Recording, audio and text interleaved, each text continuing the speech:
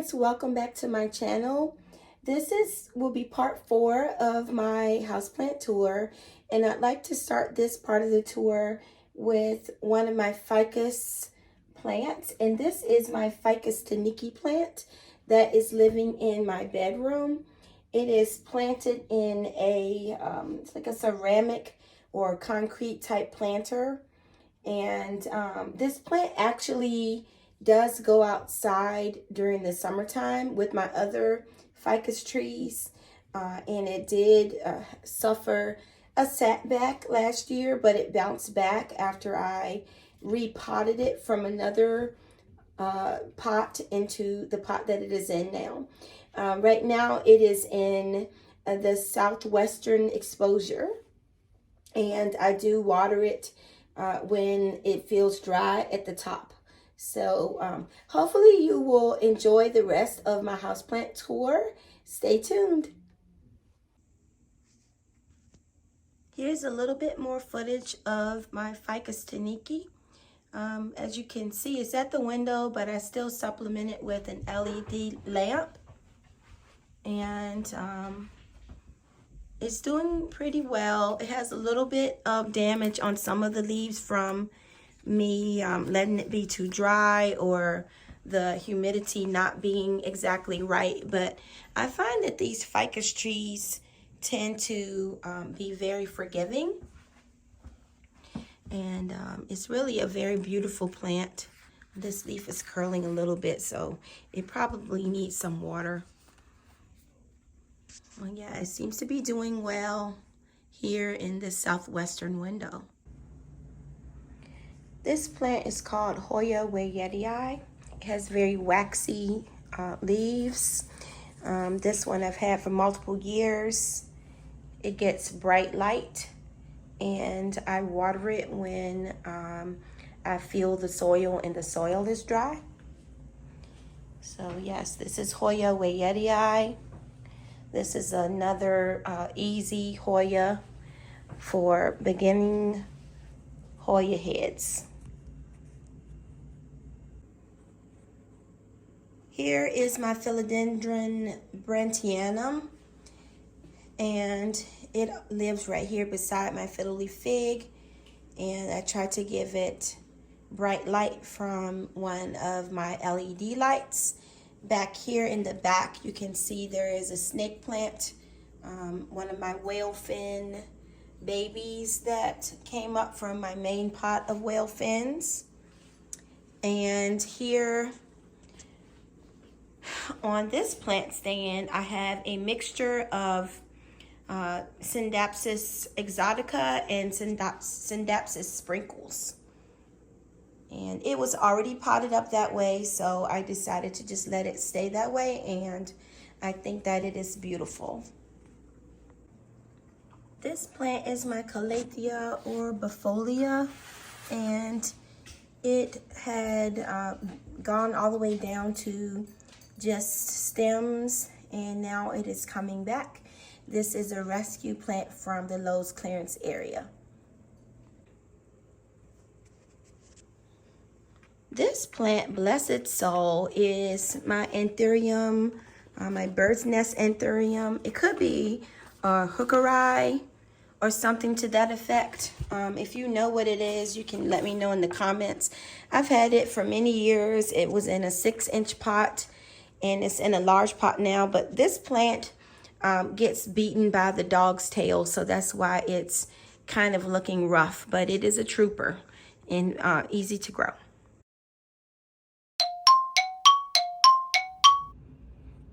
This is one of my philodendron Brazil plants, and these plants in my care usually, as you can see, some of these leaves don't have as much variegation.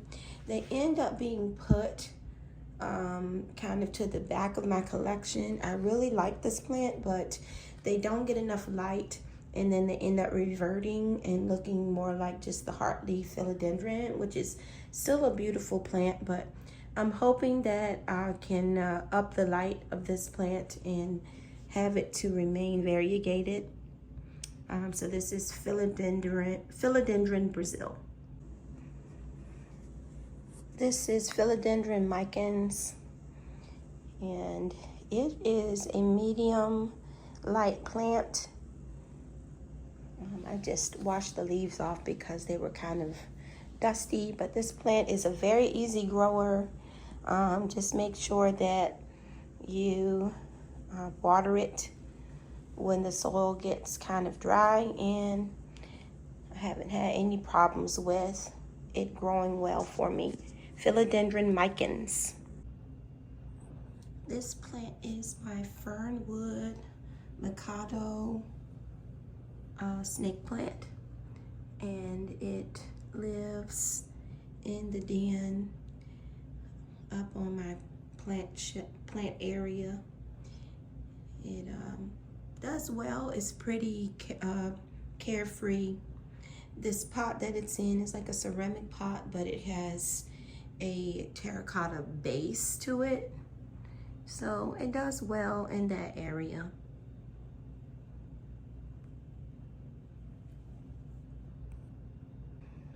This is my Palea pepperonis, and I just restarted this plant, cut off the mother plant and put some of the babies and the upper part of the mother plant in pond. The mother plant is this middle section that's woody, that did not have any roots, and then the baby plants did have roots. Some of them were growing very crooked and things like that, so I'm trying to restart this plant. It's doing pretty well. I know there's some cupping of the leaves and things like that. I don't really worry about that too much because none of my plants are perfect, but I think that it's going to do well in this substrate, which is leca at the bottom and pond at the top. So this is Palea pepperonis. This is my Scindapsus or Scindaptus exotica, and this plant has had many cuttings made from it, and it lives right beside where that green moranta lives. I just want to show an example of why I sometimes take my plants down from the plant shelf, because I had these long runners going all underneath the stand where this plant lives, and it was a piece that had started growing and trying to find light. So I'm going to end up cutting all of this off and rooting it. So yeah, take your plants down every now and then. Don't do what I do. This is my lemon lime green moranta, and it is doing well. It has a few new leaves that are unfurling. It gets medium to bright light and moist soil. Here is my Hoya obovata, and this plant started in a 4-inch pot, and it is huge now. One year I did put this plant outside for the summer, and that helped it, but it does continue to grow in my southwestern window on my plant shelf. So it's a very easy grower, but it hasn't bloomed yet. It has a few immature peduncles on it.